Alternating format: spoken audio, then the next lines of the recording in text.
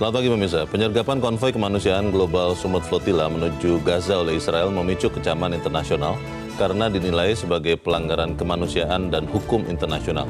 Kutukan saja untuk Israel dinilai tidak cukup, sehingga dunia internasional perlu menjatuhkan sanksi tegas dan mempercepat proses hukum terhadap dugaan kejahatan perang Israel. Pemirsa, inilah editorial Media Indonesia di hari ini Jumat 22 Mei 2026 dengan tema mendesak sanksi keras untuk Israel bersama saya Leonard Samosir. Dan Anda semua para pemirsa juga bisa ikut minta pendapat Anda nanti dengan menelepon nomor 021 583 9900. Dan pemirsa, pagi ini telah hadir bersama saya anggota Dewan Redaksi Media Group, Aris Fadilah. Bung Aris, selamat pagi. Pagi, Leo. Sehat-sehat? Alhamdulillah, sehat. Kita bersyukur karena 9 WNI sudah dibebaskan tadi di headline-nya pukul 7. Tapi pertanyaannya adalah bagaimana kemudian Indonesia termasuk juga bagian dari dunia bisa mendesak sanksi yang keras untuk Israel, Bung Aris? Iya, kita tentu bersyukur, betul. Di ruang publik internasional mungkin pembebasan seorang aktivis itu adalah selalu menjadi simbol kemenangan kemanusiaan.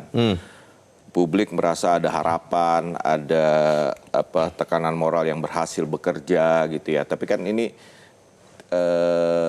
kita harus ingat persoalan sebenarnya itu bukan soal penyanderaan aktivis, tetapi tragedi yang membuat kenapa aktivis itu sampai disandra sampai mau masuk ke Gaza itu ya. Oke. Menurut saya akar masalahnya justru belum selesai. Perang belum berhenti, bantuan kemanusiaan masih sulit untuk masuk ke Gaza. Warga sipil masih hidup dalam ketakutan. Jadi pembebasan sandera ini jangan diposisikan sebagai sebuah akhir yang bahagia, tapi masih ada persoalan intinya yang belum terselesaikan. Pertanyaannya adalah kan sebetulnya pemerintah juga sudah berusaha ya dengan berbagai usaha untuk membebaskan WNI ini. Tapi pertanyaan yang besar juga adalah apa yang lebih efektif untuk kemudian mendesak Israel untuk tidak melakukan yang dia lakukan di Gaza, karena sebenarnya itu kan tujuannya yang seperti Anda katakan, Bung Aris. Iya, kita yang harus kita cermati adalah bahwa perhatian publik tuh kadang sangat cepat berubah gitu ya. Hari ini Gaza menjadi headline, besok dunia berpindah ke konflik lain. Nah, negara-negara kan berarti harus menjaga perhatiannya internasional terhadap Gaza, termasuk Indonesia. Indonesia menurut saya harus memainkan apa yang disebut diplomasi moral. Indonesia kan tidak punya kekuatan militer yang besar, tetapi Indonesia memiliki modal lain, misalnya legitimasi moral, posisi sebagai negara Muslim besar di dunia, dan kita punya tradisi atau sejarah mendukung Palestina. Itu yang mungkin yang bisa dimainkan oleh pemerintah Indonesia. Oke, kita akan bahas caranya seperti apa, Bung Aris, dan pemirsa, inilah editorial Media Indonesia hari ini Jumat 22 Mei 2026 mendesak sanksi keras untuk Israel.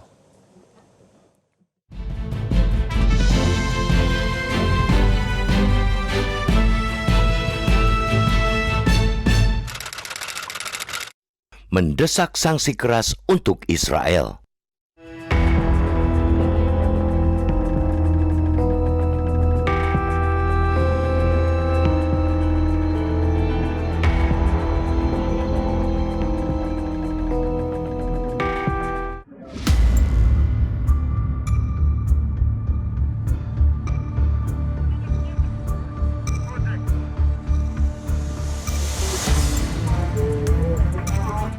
Kutukan dan kecaman internasional kembali membanjiri Israel setelah pasukan negara itu menyergap konvoi kemanusiaan global Sumut Flotilla 2.0 yang hendak menuju jalur Gaza. Sejumlah relawan, termasuk 9 warga negara Indonesia, ditangkap dan diperlakukan secara tidak manusiawi.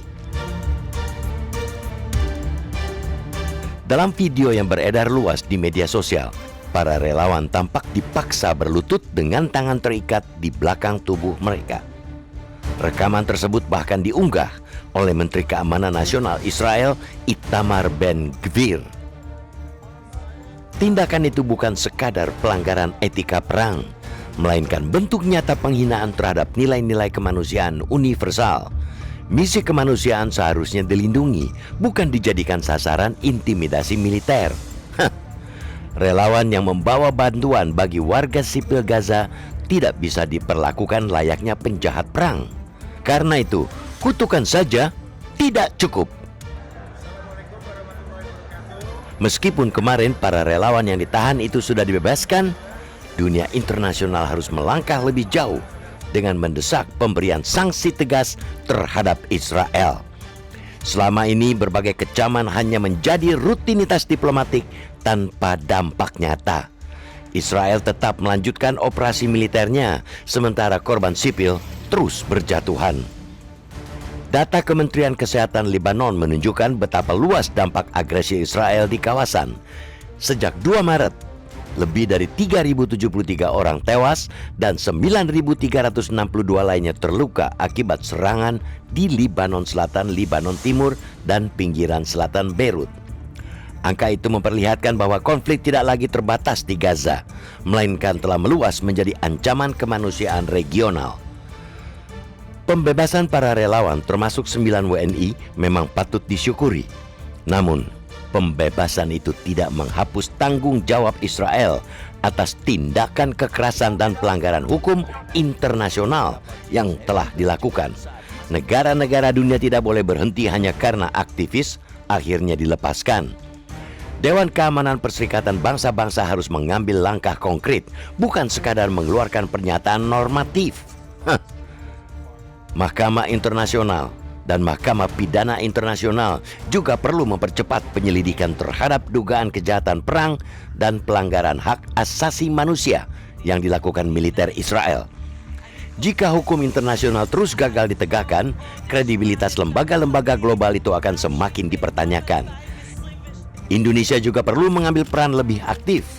Pemerintah patut diapresiasi karena bergerak cepat menggunakan jalur diplomasi untuk memulangkan 9 WNI yang ikut dalam misi kemanusiaan tersebut. Langkah Kementerian Luar Negeri menunjukkan bahwa negara hadir melindungi warganya dalam situasi darurat internasional. Namun perlindungan itu tidak boleh berhenti pada proses evakuasi. Pemerintah harus memperkuat sistem pengamanan dan pendampingan terhadap warga Indonesia yang terlibat dalam misi kemanusiaan internasional, terutama di wilayah konflik. Keselamatan relawan harus menjadi perhatian serius negara. Yang juga tidak boleh dilupakan, perhatian dunia jangan sampai berhenti pada drama penahanan aktivis. Tragedi utama tetap berada di wilayah-wilayah yang menjadi sasaran serangan Zionis, baik Gaza maupun Lebanon. Puluhan ribu warga sipil di wilayah-wilayah tersebut masih hidup di tengah perang, kelaparan, kehancuran fasilitas kesehatan, dan ketakutan tanpa akhir. Anak-anak kehilangan keluarga, rumah, bahkan masa depan mereka.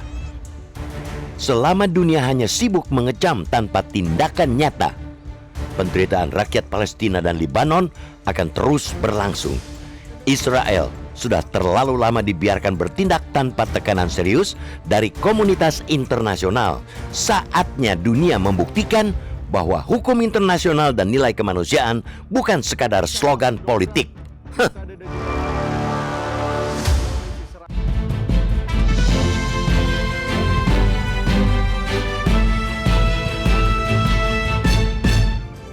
Di bagian berikut Anda bisa ikut menyatakan pendapat Anda terkait editorial pagi ini. Pemirsa, untuk saat ini tetaplah bersama kami.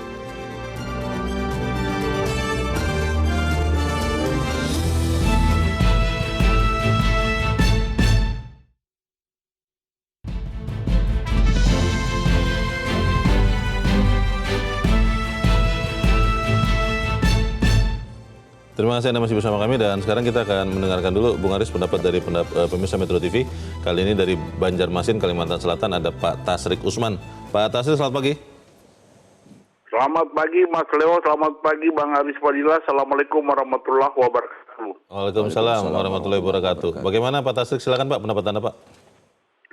Ya, saya melihat kembali masyarakat internasional mengecam ya tindakan militer Israel yang menyandra dan menyiksa para relawan aktivis kemanusiaan di mana hal ini menurut penilaian masyarakat di dunia bahwa ini adalah ada pelanggaran hukum internasional oleh militer Israel.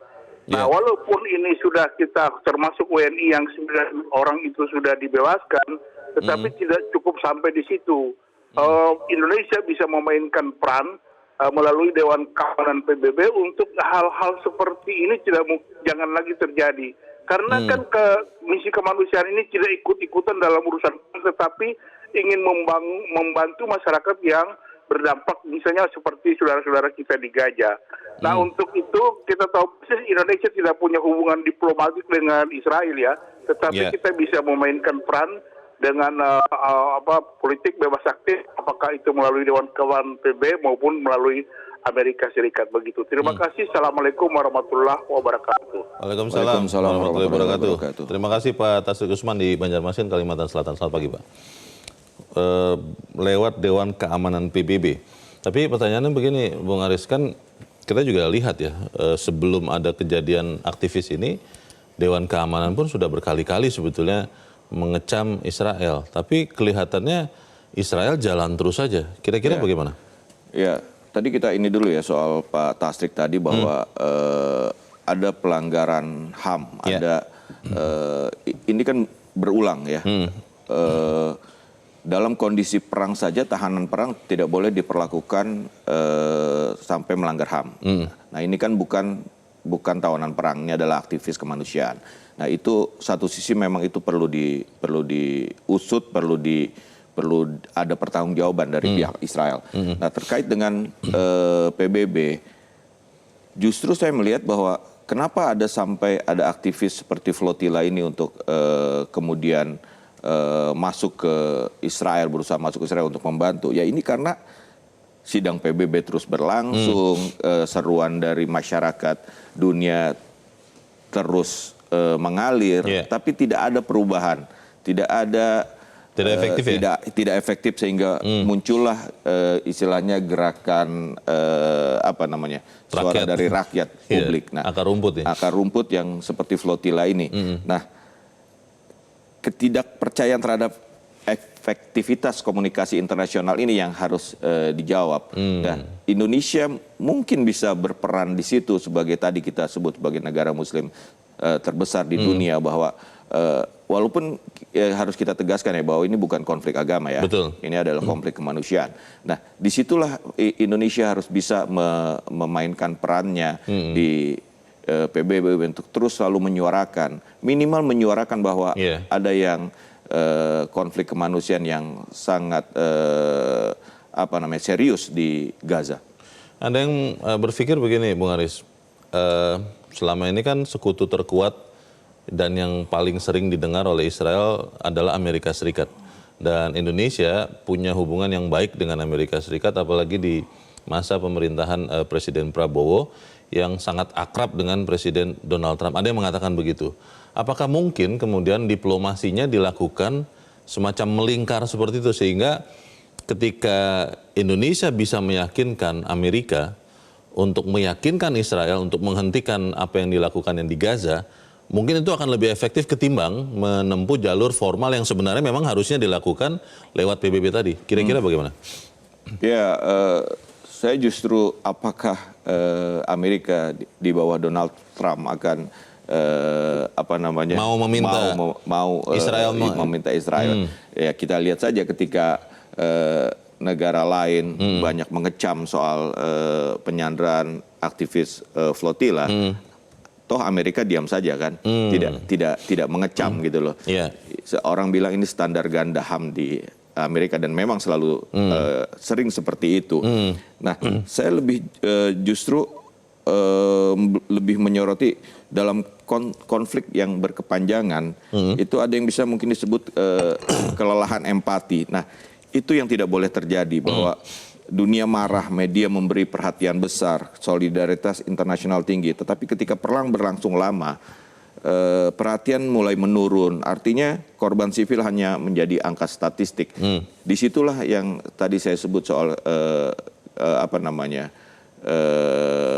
diplomasi moral yang harus itu yang harus selalu didengungkan, bahwa ini ada sesuatu yang yang berlangsung sudah sedemikian lama di Gaza soal tragedi harus kemanusiaan. terus diingatkan. Betul. Begitu ya. Tapi menjadi menarik karena di bagian lain dari editorial dikatakan bahwa pemerintah juga sebaiknya memastikan keamanan WNI. Betul. Karena ini kan ada 9 WNI yang ya puji Tuhan ya sudah berhasil dibebaskan. Tapi kan pertanyaannya adalah kalau kemudian misalnya ada lagi yang mencoba masuk dan berujung seperti ini di Sandra begitu, tapi berujung kemudian tidak begitu baik, itu kan artinya bahaya juga untuk WNI. Bagaimana pemerintah kira-kira bisa tetap melindungi warga negaranya yang mau menyuarakan suara perdamaian seperti ini, Bung Aris? Ya, saya kira bahwa pemerintah tidak bisa melarang ketika ada warganya mau menyuarakan soal ketidakadilan di Gaza dengan berbagai cara. Tapi memang di sisi lain bahwa sudah menjadi kewajiban pemerintah untuk menjaga warga negaranya di negara manapun, ya kan. Nah, tapi ya sekarang untuk yang 9 orang, ya itu kan dilakukan diplomasi oleh pemerintah. Memang tidak punya hubungan diplomatik, tapi yang saya dengar diplomasi itu dilakukan melalui negara-negara tetangga yang ada, yang kita punya perwakilan dan punya hubungan diplomatik di sekitar kawasan itu. Dan syukur alhamdulillah kemudian dibebaskan, dan sekarang kan tinggal bagaimana mengembalikan dari Istanbul, Turki ke Jakarta, dan kita nantikan itu. Baik, pertanyaan besar kita adalah bagaimana kemudian Indonesia bisa tetap memainkan peran bebas aktifnya itu, tapi lebih efektif. Kita bahas di bagian berikut, pemirsa tetap bersama kami, Editorial Media Indonesia segera kembali.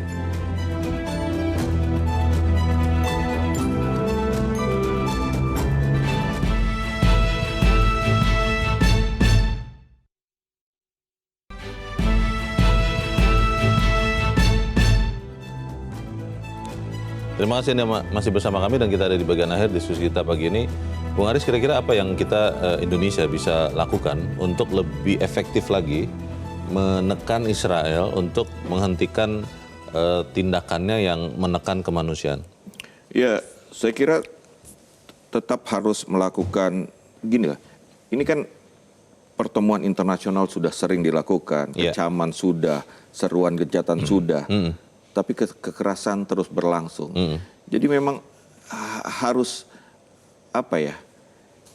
Mungkin tadi diplomasi yang apa namanya, tekanan dari negara-negara yang memang relatif dekat dengan Israel gitu ya. Dan didengarkan mungkin ya. Didengarkan. Nah, ini yang harus dilakukan, dan apa namanya, kita media juga harus selalu menyuarakan bahwa ada yang apa namanya, krisis kemanusiaan masih terus terjadi di apa namanya, di Gaza, dan pemerintah harus terus dengan tidak lelah walaupun sampai saat ini.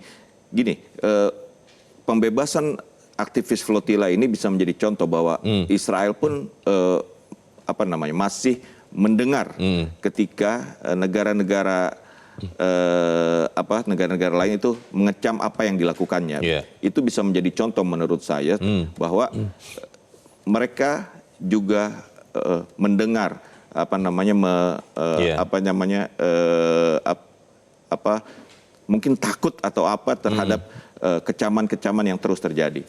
Jadi pertimbangan-pertimbangan itu tetap harus dilakukan dan Indonesia jangan berhenti melakukan langkah diplomatis lewat segala lini. Kita harap apa yang kita bicarakan di meja ini juga bisa menyumbangkan sesuatu agar kita bisa mendesak Israel menghentikan tindakannya. Bung Aris Fadilah, terima kasih. Terima kasih sudah di tempat ini. Selamat pagi. Pagi.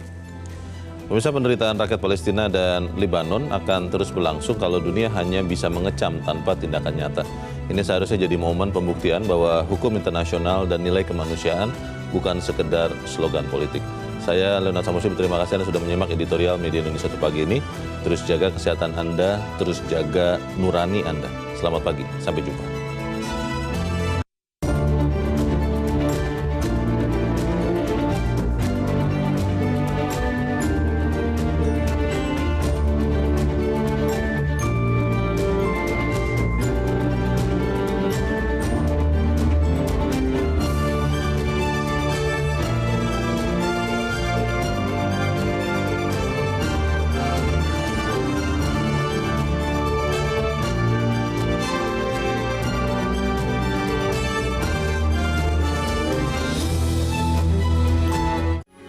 Metro TV.